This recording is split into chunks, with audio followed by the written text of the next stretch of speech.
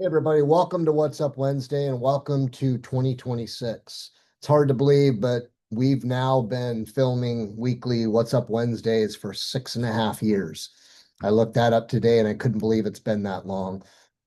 If you don't already follow our ISS LinkedIn page, which you probably do if you're seeing these, either that or you're connected to one of our employees, but definitely follow the Intuitive Safety Solutions page on LinkedIn because we provide all kinds of really valuable information. And one of the things that came out just recently is a poll that we ran, and it's kind of timely because here we are, the beginning of the year, and safety professionals, not just safety professionals, I think leadership in general are finalizing budgets if they haven't already done so. But I know for safety professionals, this is the time of year where they're begging for budget to perform things that are objectives and goals for them. And the poll that we posted, and we'll have results come in probably in about a week, is if you could invest in one improvement this quarter, what would it be? Would you invest in hands-on training? Would you invest in some form of better near miss and observational reporting? Would you invest in supervisor, maybe training and accountability, or invest more in inspections? And obviously, when we look at budget, there's a lot that goes into it. And I think one key factor that we all need to consider is that safety leaders who are responsible for budgets really need to understand and speak the language of the C-suite. Now, I see safety leaders reporting at different levels in organizations. Sometimes they report to HR, sometimes to operations, unfortunately, sometimes to production, and ideally to either the COO or the CEO of a company. Having access to the top C-suite definitely makes the process a little bit easier of getting better support. The further you are down in the food chain, the harder it is to make that argument. But when you make that argument, when you're asking for budget or when you're trying to justify the budget request, I think it's really important that safety professionals approach that from a very systematic and rational basis, not an emotional basis. Here are my goals, here are my objectives, my ideals. Here's what I'm trying to accomplish. What the C-suite really wants to hear is, I want to invest this much in this because the outcome is going to drive production. It's going to improve quality. It's going to reduce the chance of injury and incident, and it's going to drive the bottom line. It's going to make us more profitable. And here's how. You can't just make, in my opinion, a bold statement such as that without backing it up with factual data.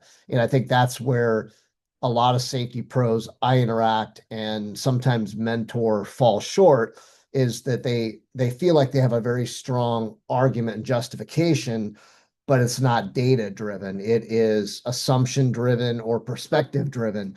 And I think it's really important to remember that. So as we're asking for budget, I think it's really critical to have historical data on what you've spent, identify the improvements that have been made by adding budget in certain areas, be able to kind of track the KPIs, the key performance indicators.